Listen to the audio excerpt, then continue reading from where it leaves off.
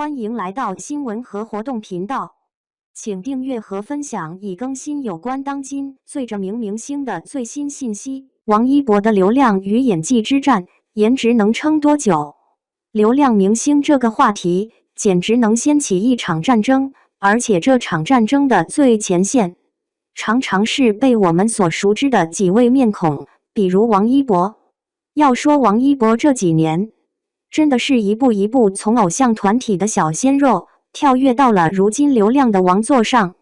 但有意思的是，大家对他的评价像是一场马拉松，永远都跑不完。演技好不好，始终是个让人嘴巴不干净的话题。说到这儿，不禁想问，王一博到底凭什么这么火？我们都知道他是通过《陈情令》开始走红的，那个时候我记得整个圈子都在说他面容清新，演技自然，仿佛一颗冉冉升起的新星。然而几年过去了，问题也浮出了水面，他的演技似乎并没有大家想象中的那样如火如荼的进步，反倒陷入了一个让人有点无聊的合格状态。要知道，在演艺圈里能合格就已经是很不错了，但如果总是停在合格的边缘，那也许就得担心什么时候会被别人甩在身后。可我们不得不承认，王一博也好，其他流量明星也罢，他们的流量从来不是空穴来风。你要说他不是偶像，那不可能，流量背后的推手无处不在，商业化的宣传、代言，甚至是粉丝的强力助攻，这些都是让他这个名字能在各种大屏幕上不断刷新的魔法。而且说实话，他脸上的流量标签越贴越牢，演技就越来越难以脱身。试想一下，观众对他有了先入为主的期待，某些戏份的演绎，大家心里可能早就预设好了剧本，这不就是我们常说的演技好坏早被流量给卡死了吗？想想看，在当下这个颜值即正义的娱乐圈，谁还真的能打破规则去挑战演技的边界呢？你要是稍微回头看看近几年那些靠流量而不是真演技捧起来的明星，你会发现，他们大多数的人设其实很简单，美貌加话题，然后工作室把这些热度玩弄得出神入化，让每一条微博都充满了天选之子的气息。说白了，他们的演员之路就好像是一张随时可以兑现的商业支票，演技谁在乎呢？不过话说回来，王一博的尴尬正好是这条流量至上的链条中的一个缩影。流量可以为你打开一扇大门，但它并不意味着你能过得了门口的考验。流量让王一博迅速登上了各大平台的热门榜单，但他的演技显然还没有突破这个金光闪闪的外衣，成为一个可以凭借演技真正拿到奖杯的演员。你瞧，虽然他还是有不少粉丝，但如果没有演技的支撑，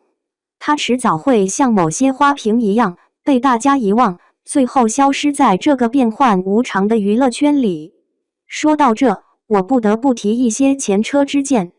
想当年，朱一龙刚开始的时候，虽然演技相对不算出色，但随着他一步步认真对待角色，敢于挑战自我，终于实现了从偶像到实力派的华丽转身。你瞧人家，虽然也有过流量的标签，但从知否到山海情，每一次的角色演绎，几乎都能让人看到他在努力打破自己。而杨紫，从曾经的娃娃音到如今的女主，没错，她也经历了无数争议，但她的演技确实逐渐被大众认可。看看人家在《亲爱的热爱的》里的表现，真是让人看到了一种成长的爆发力。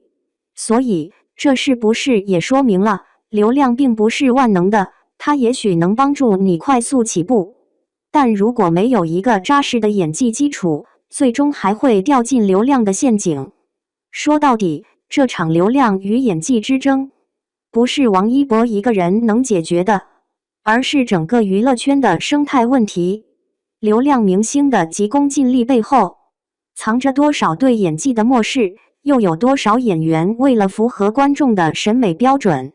甘愿把自己局限在颜值高就好的框架里？这真的值得我们每个人深思。不过话题到这儿也就差不多了。流量和演技这对冤家，谁赢谁输？我想，王一博或许也不是最能解答这个问题的人。毕竟大家都知道，娱乐圈里能让你迅速爆红的，不一定能让你成为一个久经沙场的演员，而能让你成为好演员的，可能早就被别人贴上流量标签了。所以说，王一博的处境其实正是许多流量明星的缩影。虽然他背后有着庞大的粉丝和流量，但真正的演技标签还得等他自己去争取、去突破。而我们作为观众，应该清醒地知道，这个圈子里，流量不过是一时的噱头，演技才是你能站得住脚的根本。不过，你觉得呢？王一博能打破流量与演技的壁垒吗？或者，干脆就做个流量明星？谁说流量不能靠颜值走天涯呢？